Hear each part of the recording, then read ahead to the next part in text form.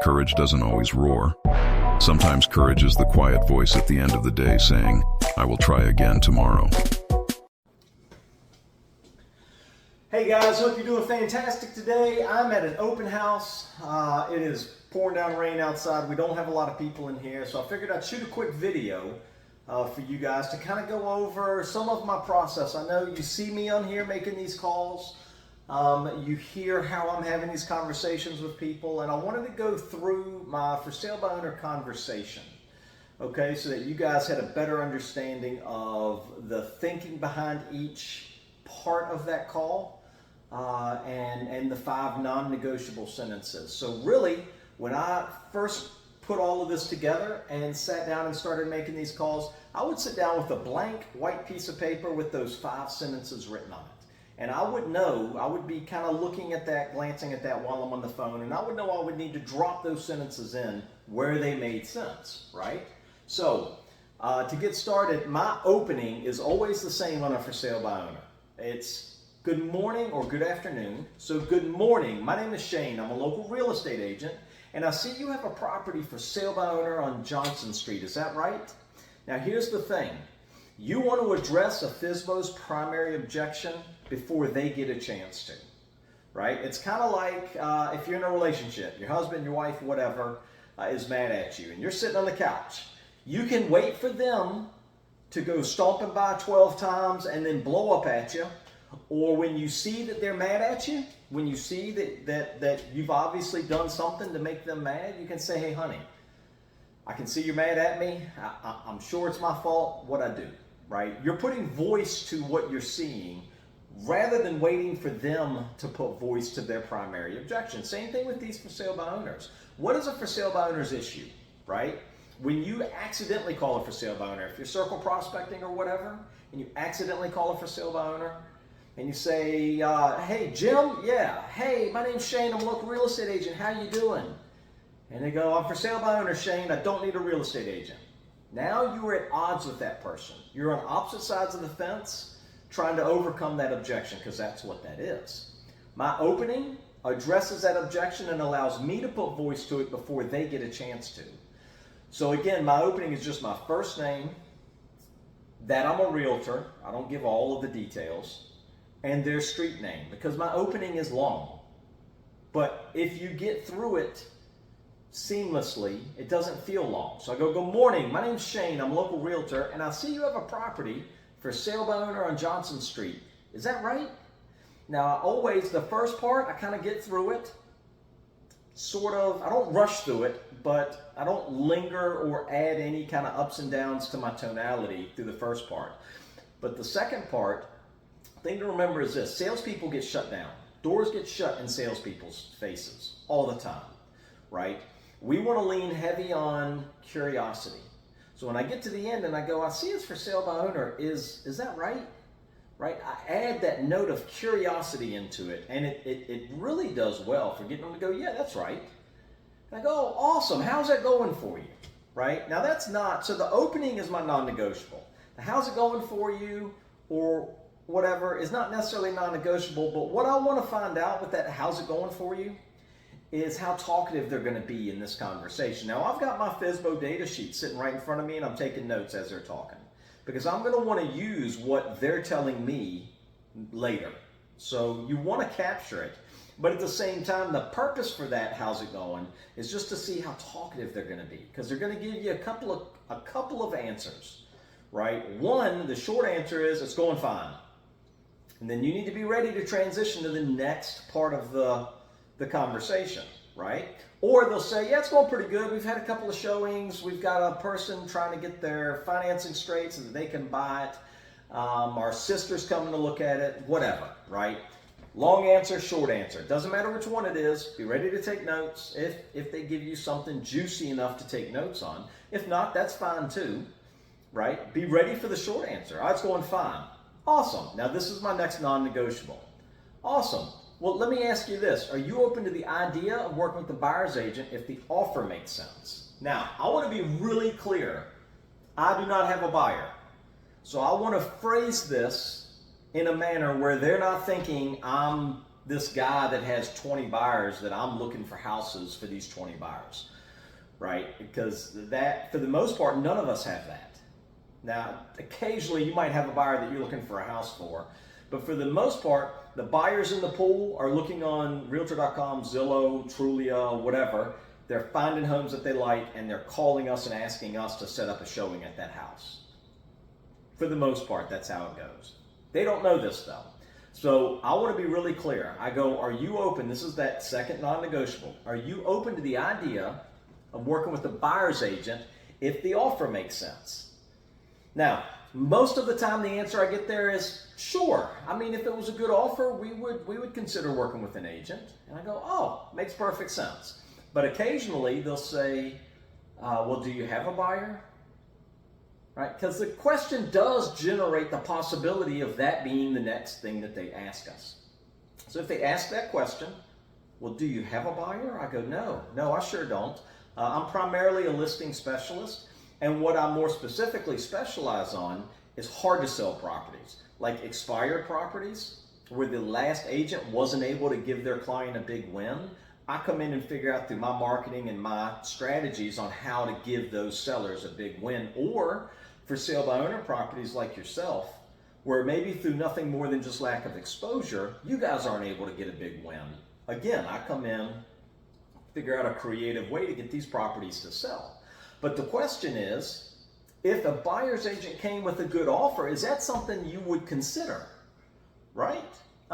You want to be careful when you're answering a question from your prospect on the phone that you don't answer the question and then wait to see if it's accepted.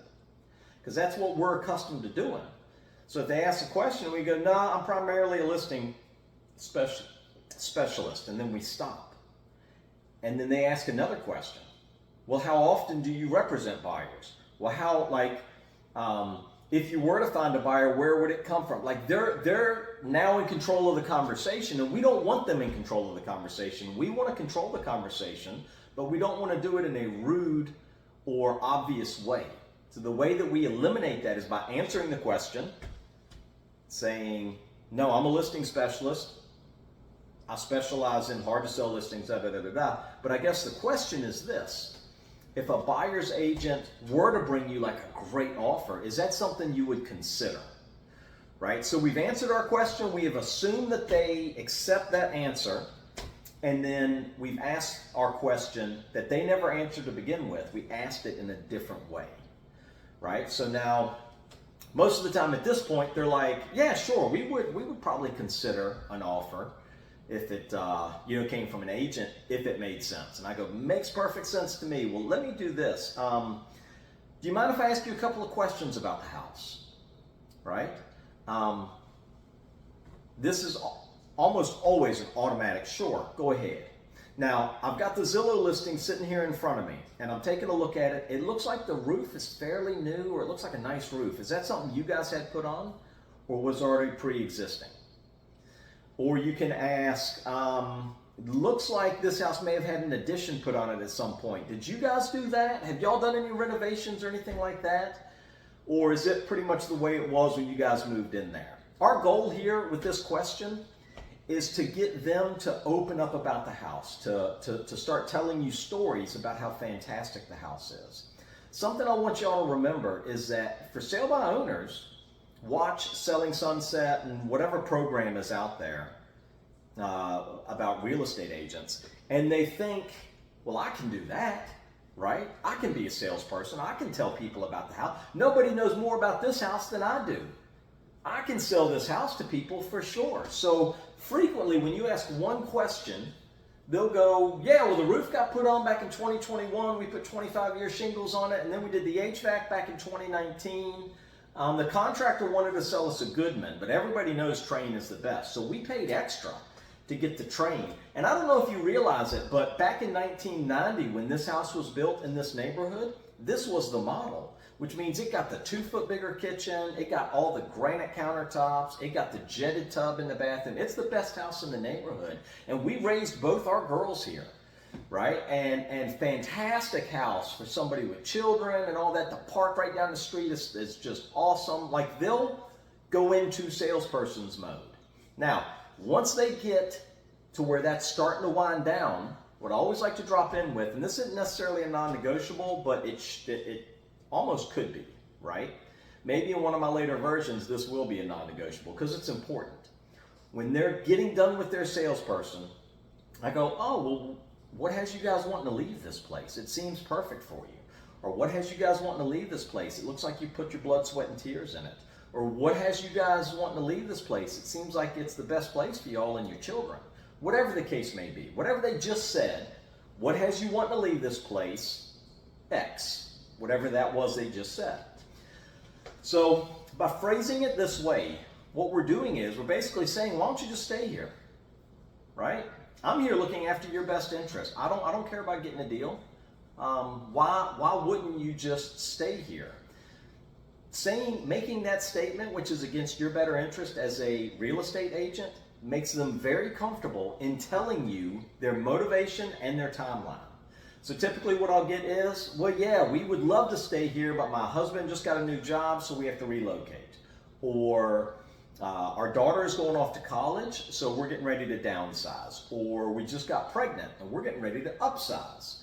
Whatever the motivation and timeline is, again, we're taking notes, right? We are capturing things that we can add into our conversations later down the line, but they'll give you motivation and timeline with that question. So then I go, oh, it makes perfect sense. Now this is my next non-negotiable. I say, well, I tell you what, I'm going to send you over my resume. That way you can put a face to a voice. What's a good email for you? Now, virtually every FSBO will give you their email. And I use a little bit of assumptive language for the email grab. I don't like assumptive language in most cases, but for the email grab, I love it. So I say, I'm going to send you my resume. What's a good email for you? They give you their email, and I go, okay, great. When we get off here, I'm going to send that right over to you so you can meet me on paper, right? So I phrase it a little bit different the second time. So you can put a face to a voice the first time. Second time I say, yeah, when we get off here, I'll send that right over to you so you can meet me on paper. But let me ask you this, and this is my next non-negotiable. Let me ask you this. Hypothetically, if this property doesn't sell in the next 30, 45 days, something like that, at that point, are you going to look at other options to maybe get it sold? So now I'm phrasing this as a hypothetical and I'm putting it out in the future. It makes them very comfortable to tell you what their plans are. All for sale by owners have a plan. They all have a plan, right? Our goal is to get them comfortable enough with us to be able to tell us their plan. So when you phrase it as a hypothetical and put it out in the future, most of the time I get this. Yeah, well, I mean, at that point, if it hadn't sold, we're probably going to look at other options. And I go, oh, makes perfect sense. Occasionally I'll get somebody that'll say, well, we're open to the idea of listing now if we find the right agent and the numbers make sense. Now they've opened the door for this to just be a straight up listing appointment that we're getting ready to set, right? Versus a preview appointment. I don't worry about qualifying. They have to open the door for me to go through it and kind of change it from preview to listing appointment. But either way, regardless of how they answer that, I mean, and we get answers all across the board from, yeah, well, if I were going to list it, my daughter's going to list it for me. I picked up one of those this year where their daughter was a real estate agent and they had me listed instead. I gave her a referral fee, but they trusted me to get it sold. She was fairly new and I had a lot of experience. So don't worry about what they say. They might say, yeah, if it doesn't sell, we're going to pull it off the market. It's for sale by owner or nothing. They might say, if it doesn't sell, we're going to rent it, right? So we're going to go 30 days and then we're just going to put a renter in it. We're not going to worry about it. Doesn't matter what they say. I'm taking notes. I'm remembering what they say. But it truly doesn't matter because what they think today might not be what they think tomorrow.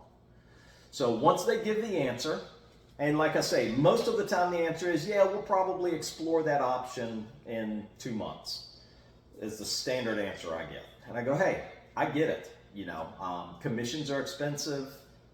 It makes perfect sense for you guys to do that. So let me do this. When we get off here, I'm going to send you over that resume so you can meet me. But I'm going to be in your neighborhood anyway on another appointment on Wednesday. Today's Saturday. I'm going to be in your area on another appointment at 1 o'clock on Wednesday. I'd love to stop by, meet you guys, drop off some paperwork to help you sell it on your own, and get a quick look at the place. Fair enough? Now here's the important thing. I'm already going to be there anyway. I'd love to meet you guys, drop off some paperwork, might help you sell it on your own, and get a quick look at the place. If you hit them with just one, then they're going to come back and say, are you bringing a buyer? If I say, I'd love to come by and meet you guys, say 4 o'clock, I'm going to be out that way anyway. They're going to say, are you bringing a buyer? If you say, I'd love to come by and see the place, maybe 4 o'clock, did you bring a buyer? I don't get the did you bring a buyer most of the time if I hit them with all three. All three, they're thinking about all three of those things. They know the reason for me coming by, and I usually don't get it. Now, that last one, you know, I'm going to be in your neighborhood anyway. That's the 5th non-negotiable. So the non-negotiables are the opening, which is, good morning, my name's Shane, I'm a local real estate agent. I see you got a property for sale by owner on Johnson Street. Is that right? That's non-negotiable number 1. Write that down on a piece of paper, have it sitting right in front of you. Open every call that way. Non-negotiable number 2 is, hey, are you open to the idea of working with a buyer's agent if the offer makes sense? That's non-negotiable number 2. Write that down underneath that first one. Non-negotiable number 3, hey, I tell you what, I'm going to send you over my resume. That way you can put a face to a voice. That's non-negotiable number 3.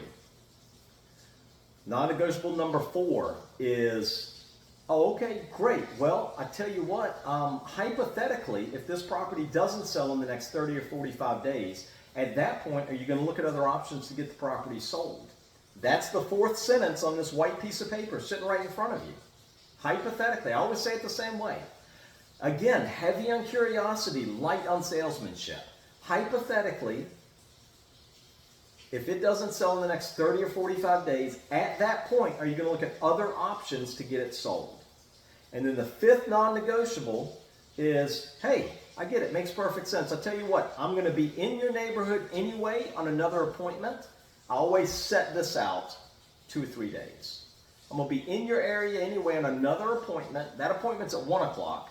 I'd love to stop by maybe 4 or 5 o'clock, meet you guys, drop off some paperwork to help you sell it on your own, and get a quick look at the place. Fair enough?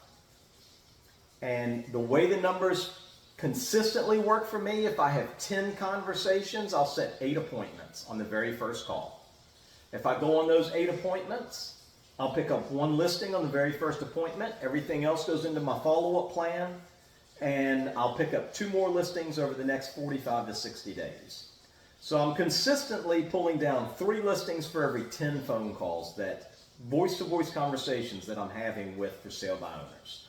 Right now it's December. I'm excited. December, January, February, while the market is still kind of creeping, right? These FSBOs are going to have more pain.